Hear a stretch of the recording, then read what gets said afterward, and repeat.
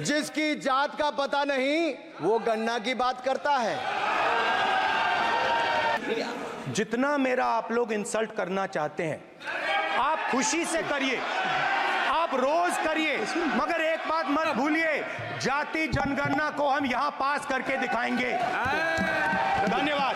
जितना इंसल्ट करना करिए, मैं खुशी से लूंगा। निवेदन है, माननीय मंत्री रहे हैं, बड़े दल के नेता हैं, मंत्री रहे हैं, बड़ी बात कर रहे थे, मैं महाभारत शकुनी ये सब बातें कह रहे थे, दुर्योधन तक यहाँ ले आई है।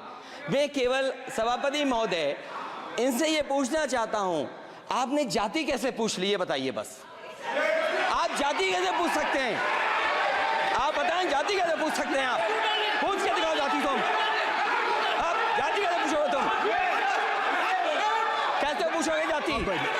आप बैठिए। नहीं, जाति नहीं पूछ सकते आप। आपने कह दिया ना, अब आप हमारी जाति नहीं पूछ सकते। हमारी व्यवस्था सुन लो। दोस्तों, राहुल गांधी का सामना करने की ताकत पीएम मोदी के पास बची नहीं है और यही वजह है कि जब राहुल गांधी भाषण दे रहे थे तो मोदी और शाह की जोड़ी सदन से गायब थी। लेकिन उसके बाद भी राहुल गांधी ने खुलकर कह दिया कि मोदी अब डर चुके हैं, अब वो उनकी भाषण में फिर कभी नहीं आएंगे।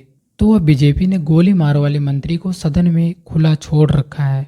लेकिन जैसे ही अनुराग ठाकुर ने अपनी मर्यादा को लांघा, ठीक वैसे ही अखिलेश यादव और राहुल गांधी ने मिलकर भरे सदन में अनुराग ठाकुर की हैसियत बता दी। आखिर क्या है पूरा मामला बताएंगे इस वीडियो में, उससे पहले आप ये वीडियो की क्लिप देख लीजिए।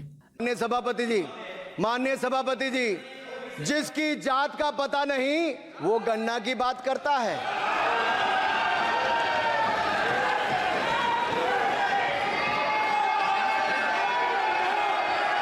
जिसकी जात का पता नहीं वो गन्ना की बात करता है। स्पीकर सर, देखिए,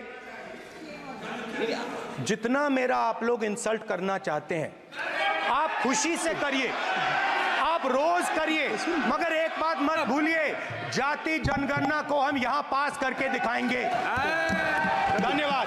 जितना इंसल्ट करना करिए, मैं खुशी से लूंगा। स्पीकर सर, जो भी इस देश में दलितों की, आदिवासियों की, पिछड़ों की बात उठाता है, जो भी उनके लिए लड़ता है, उसको गाली खाना ही पड़ता है।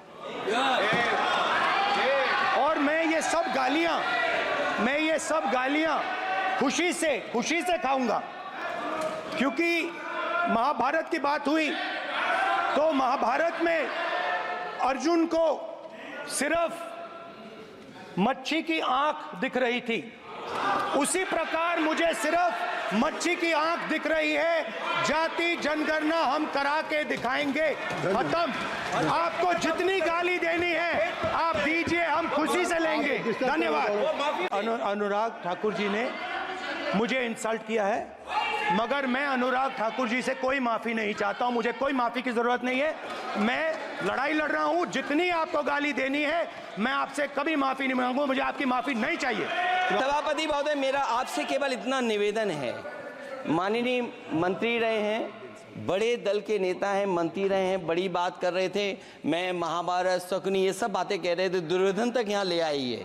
मैं केवल सभापति महोदय इनसे ये पूछना चाहता हूँ, आपने जाति कैसे पूछ ली है बताइए बस।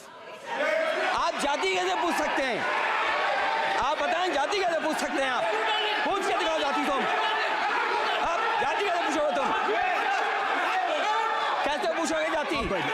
आप बैठिए। नहीं, जाति नहीं पूछ सकते आप। आपने कह दिया ना, अब आप हमारी जाति नहीं पूछ सकते। दरअसल दोस्तों, राहुल गांधी ने जाति जनगणना की मांग एक बार फिर से उठा ली है और जाति जनगणना का दर्द अगर किसी से पूछना हो तो मोदी सरकार से पूछिए कि कैसे बिहार में बीजेपी के नेता जाति जनगणना के समर्थन में खड़े थे, लेकिन केंद्र में बैठे मोदी और शाह की जोड़ी इसका विरोध कर रही थी।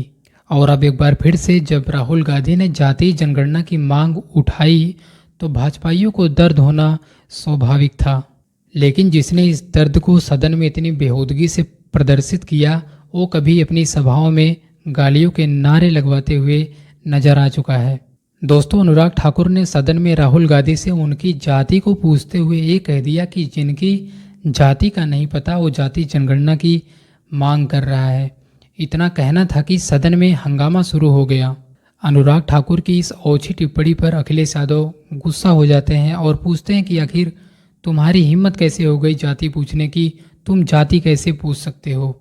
दोस्तों, अनुराग ठाकुर की इस भद्दे बयान को लेकर राहुल गांधी ने कहा कि तुम्हें जितना जोर लगाना हो लगा लो, तुम्हें जितनी गालियां देनी हो दे लो, मुझे कोई फर्क नहीं पड़ता। लेकिन एक बात याद रखना कि इसी सदन में जाति जनगणना का बिल पास करके दिखाऊंगा। राहुल गांधी ने अनुराग ठाकुर के इस भद्दे बयान को लेकर ये भी कहा कि मैं अनुराग ठाकुर से माफ़ी की उम्मीद भी नहीं करता, मुझे इनकी माफ़ी नहीं चाहिए, लेकिन एक बात याद रखना कि मैं इसी सदन में जाति जनगणना का बिल पास करके दिखाऊंगा। दोस्तों, अनुराग ठाकुर के इस भद्दे बयान को लेकर आपके क्या विचार हैं, कमेंट बॉक्स में ज़रूर बताइएगा। अगर वीडियो पसंद आई हो तो वीडियो को लाइक, चैनल को ज़रूर सब्सक्राइब करिएगा। मिलते हैं एक नई वीडियो के साथ, तब तक के लिए जय हिंद, जय भारत।